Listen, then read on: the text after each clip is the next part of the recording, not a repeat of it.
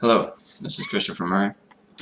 Uh, this is going to be a second part to my self-defense video that I made months back.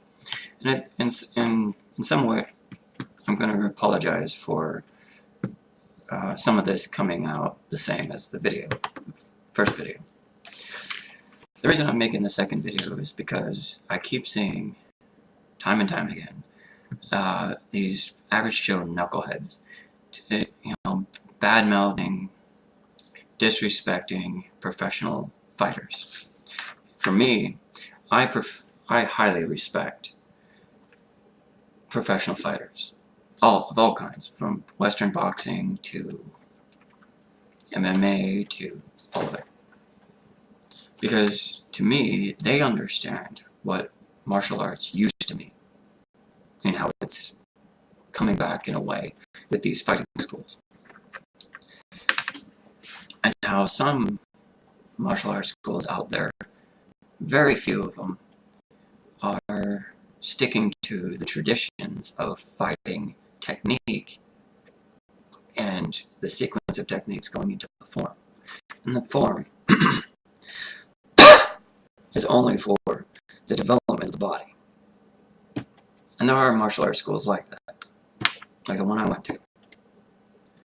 Now, granted, there's other branches of, United Martial Arts and United Kung Fu, in which some of them they're too focused on style and form. And it's embarrassing. And they're not the only ones. There's tons of others. And I'm not bashing my old school. My old school, there are still schools of United Martial Arts and United Kung Fu who still do, they get the gloves on, they practice the form, they teach their students, form is for exercise and development, and getting the body stretched out and getting, the muscles ready, getting the joints ready, getting, the over-exaggeration of the forms, like Black Tiger method, is not actually applicable in an actual street fight. More than likely, you're going to have your hand open straight down, and you're going to palm strike and rake down, or just straight punch in that way, or just palm strike, lifting the chin and clawing down, which they teach in Hungar style, which is a southern style of Kung Fu.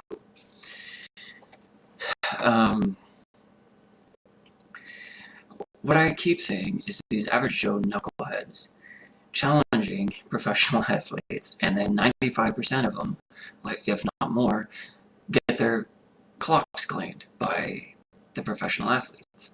And another thing I keep saying is these professional athletes getting jumped by average Joe knuckleheads, and all of a sudden the average Joe knucklehead is the one unconscious on the ground, either by, you catch this on the security cameras or other people recording, and they walk around and see the average, the professional athlete kicking the snot out of these knuckleheads who think they can take them because, professional athletes don't practice self-defense. Bullcrap. Professional athletes understand better than you do about fighting. Way better than any average Joe. Now, I will say this about self-defense. Self-defense should be taught in martial arts schools in a way that it should be brutal and lethal. In other words, train as if your life depended on it. In other words, train as if, the guy with the rubber knife attacking you, don't have them attack you like Hollywood. Attack them like what he would use with that knife. If he's attacking you as what he would do, if he had that dagger, that knife, that whatever, and he attacks you that in his way, then you have to defend that way with the techniques. That, to me, outshines any of these, forms that I keep seeing with self-defense And I also keep saying that these schools are teaching self-defense with these air shields and these pads in which, you're developing kicks and kicks and kicks. Or they use Bob over there as a way of understanding where you're going to punch. So they use Bob over there as a way of self-defense training. No, Bob is not for self-defense. The only way you're going to learn self-defense is get the gloves on and fight. That's the only way. Or another way, before you get to that, is get into a fighting stance, do the technique, and back to fighting stance. As I said this time and time again. And that's another thing, is that professional athletes train exactly that way. They train exactly that way. They train, some actually do the forms for exercise. They train the form for just warming up the body, getting the joints ready, and they do all these exaggerated moves, and like front bow stance and horse stance and all that, just to get the joints ready, just to get the muscles ready. And then they get the techniques, and then they get the gloves on, and they spar. There are schools that do that, and I respect those schools. Those schools are martial arts schools. Those schools are fighting schools. And athletes, professional athletes, who train in that way, know martial arts better than the average knucklehead. The average Joe knucklehead will say that, oh, boxers don't know about throat jabs and all this other stuff because they can't use it in the ring.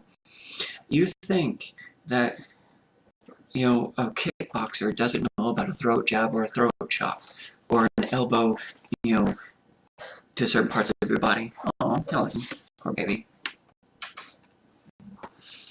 No, hairball. You don't know that they don't know about knee groins or stuff like that. Come on, they're gonna kick your knee out. They're gonna do all the things that they cannot do in the ring or the mat, because out there, straight fights, they're unfair. You don't know if they have a weapon, and more than likely they have more than one guy with them. So you don't know who's going to jump in the fight, if it even comes out that way. A lot of times, you just clock the guy and the other people run off. And that's if he swings the punch first. So you come in and punch him, and they're all like, holy crap, this guy knows how to fight, and you run, and they run. That happens. Martial arts schools don't, some martial arts schools teach that, but some don't. A lot of them think, oh, as soon as he punches you, he's going to be like, hey bro. No. More than likely, the ones you have to suspect are the ones who have something hiding on their hip, or the ones that have something behind them. Usually a knife or a gun. If it's a gun, you're dead. If it's a knife, you can fight. And hopefully you know proper technique. And if you have an instructor that actually teaches police officers to disarm an assailant with a gun, usually, again, it's only going to be baby to young adult disarming. Because out here, to adult swing, you're dead. You're shot. Period. And you see these fake martial art YouTubers who disarm this guy holding a rifle, and it's like bullcrap. And it's like, oh, but you do this before he even pulls the trigger. Please. If a guy with a rifle is in front of you, and he's got a gun on you, and the barrel is here, within baby arm of, baby strike of your hands, of your reach, then maybe you get the barrel away from you, and the gun's still going to go off. People think that if any instructor tells you that, well, the gun's not going to go off if the barrel's away from you, bullcrap. They're not they don't understand the response of that other individual. They don't understand it. They don't understand the heated moment. A real instructor will tell you the gun will go off. And if you get the barrel away from you and probably shoot a nearby standard, you're trying to get that guy's gun away from him before he does any more harm. And police officers know this. And Marines know this. Because they train, from this reach to disarm someone. Not this reach. Because then they're dead. So, professional athletes train way better than any modern-day martial artist. Most modern-day martial artists. Let me say this. Modern-day martial artists only practice form. And that's it. And I think they can use that in a fight. And no.